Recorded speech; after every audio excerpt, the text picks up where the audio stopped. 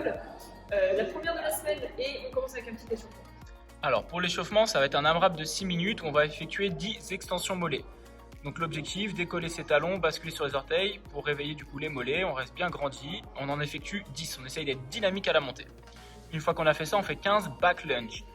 Donc ici, fente où on emmène la jambe vers l'arrière. Talon décollé derrière, genou proche du sol. Pour le genou avant, il est aligné avec la cheville et le buste reste bien droit. Une fois qu'on a fait ça, on va faire 20 secondes de chaise contre le mur. 20 secondes de wall chair. Objectif, continuer d'échauffer nos jambes, un bel angle à 90, le dos bien plaqué, le regard loin devant et les talons bien ancrés dans le sol. 6 minutes pour faire un maximum de tours. On se retrouve maintenant pour la mobilité. Pour la mobilité, on va commencer avec 1 minute de horse stance. Du coup, on écarte les pieds 1 mètre, on peut ouvrir 5 fois comme le fait Camille à l'instant et on se place en horse stance. Donc les fessiers loin derrière, on ouvre bien les genoux. On vient tenir 1 minute. Je vais dire beaucoup de consignes pour que Camille tienne bien longtemps.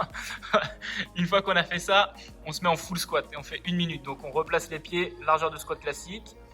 Et on vient avec la plus grande amplitude possible descendre sur son squat. On ouvre bien les genoux, on peut basculer de droite à gauche si on veut réveiller un petit peu les chevilles. Et on maintient ça 1 minute. Une fois qu'on a fait ça, on va faire un peu de marche du canard, duck walk. On fait entre 10 et 15 mètres. On déroule bien la cheville, on ouvre bien les genoux, option plus avec les bras au-dessus de la tête, le dos est bien droit. 15 à 20 mètres en duck walk. Une fois qu'on a fait ça, Chinese walk pour réveiller les ischios. Hop là.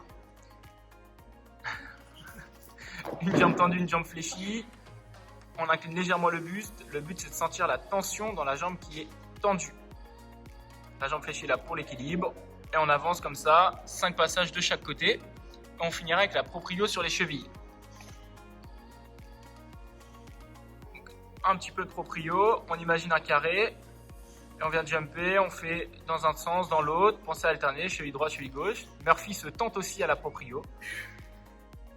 Et on aura fait le tour pour la mobilité. Ok, on se retrouve pour le premier travail, un minimum de 12 minutes.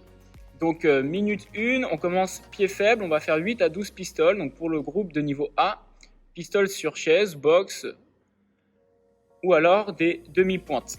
Vous choisissez 8 à 12 reps. Le mieux c'est de commencer du coup par le pied faible comme je disais et la minute 2 sur le pied fort et on alterne comme ça pendant 12 minutes.